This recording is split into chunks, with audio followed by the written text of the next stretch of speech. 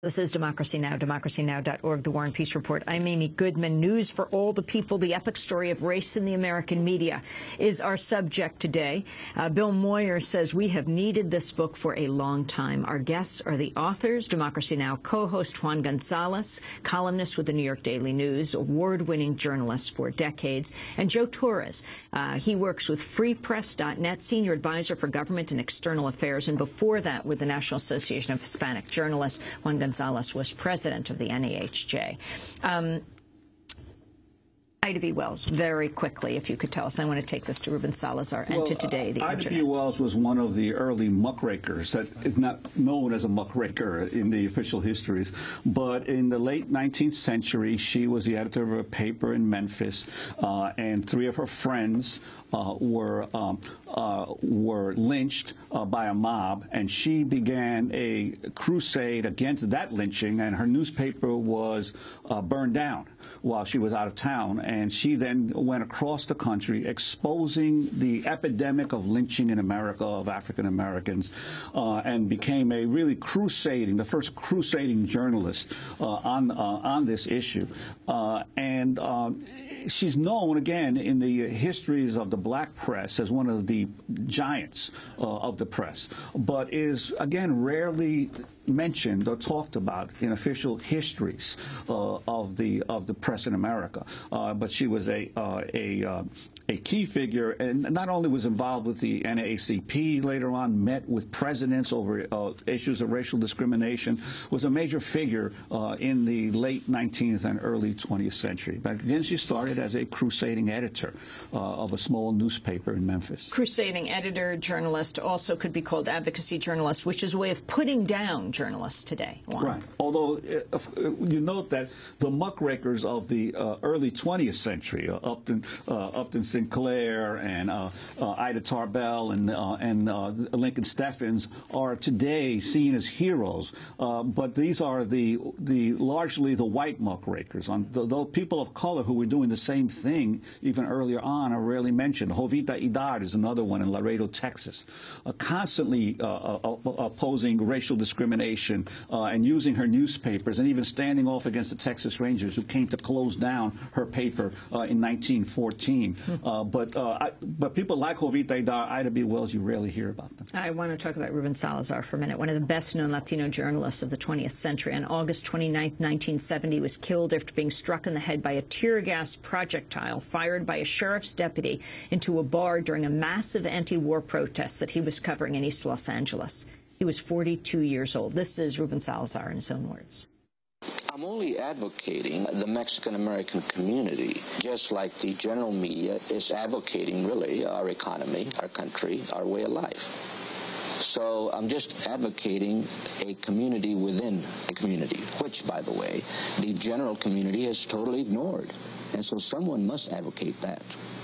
Because it's easy for the establishment to say, aren't we all the same? Aren't we all Americans? Well, obviously we're not. Otherwise we wouldn't be in the revolutionary process that we are in now. That was Ruben Salazar from the documentary short Since Salazar by the filmmakers Leilani Montez and Victoria Fong. Yeah, well, Salazar clearly was the pivotal figure in the mid-20th century. He not only was a reporter for the L.A. Times, a foreign correspondent for the L.A. Times, but then he moved over to Spanish-language television, was a news director at a Spanish-language station in L.A., and he was also an organizer. He organized conferences of Latino leaders around the country, tried to appeal to the editors and publishers of the various publications to open up their newsrooms, change the nature of the coverage. So his death in 1970 was a real blow to the media reform movement. Yes, killed by a sheriff's tear gas projectile was a major blow to the media reform movement of the early 1970s. A movement, by the way, that really was the democratic revolution.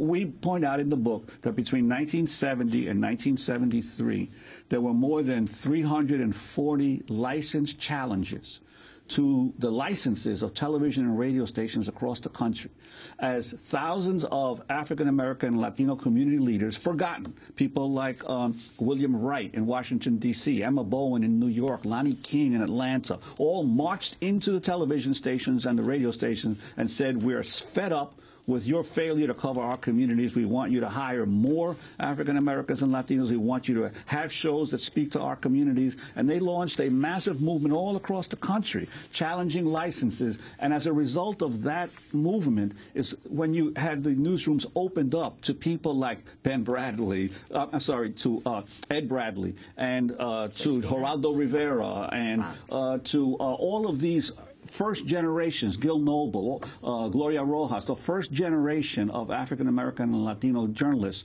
came into the newsrooms as a result of this massive community movement of media reform in the 1970s.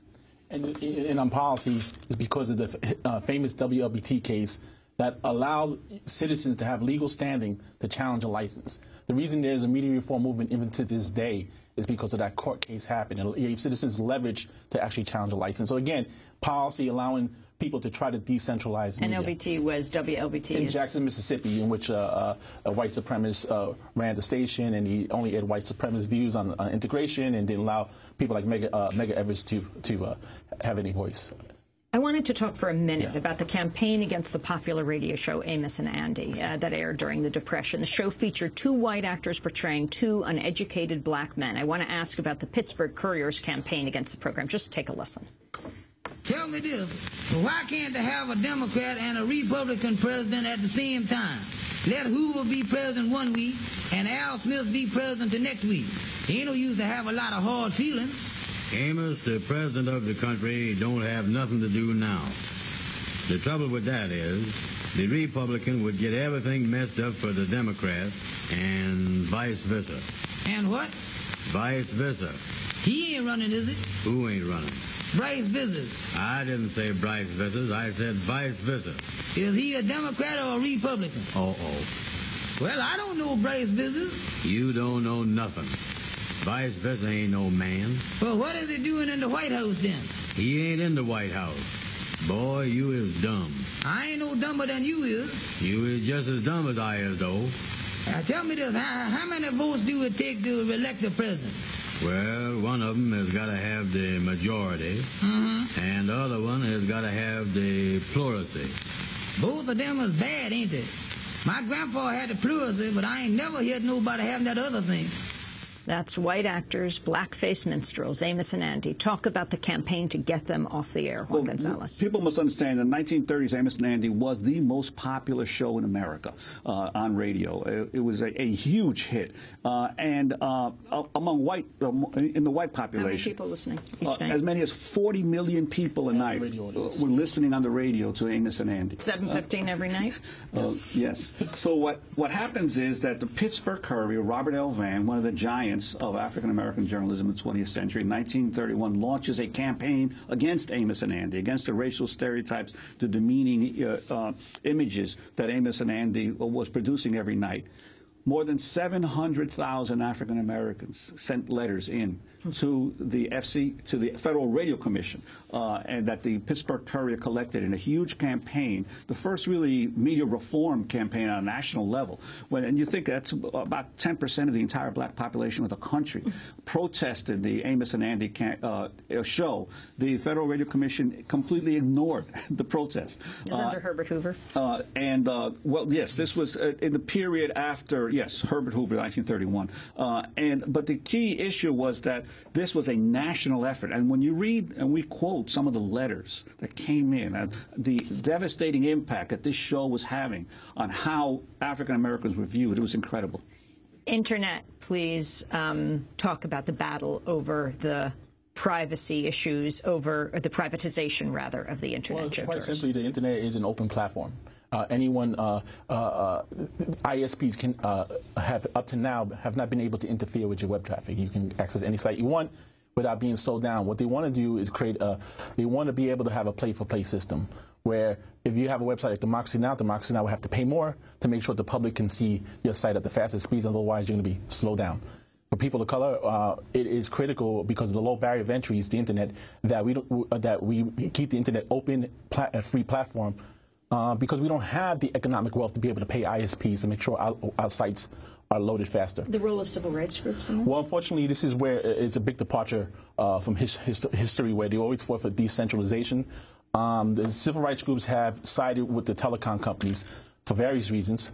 Some are not, in my opinion, some don't understand the issue that well, and when the telecom companies say this is going to hurt people of color, they believe them.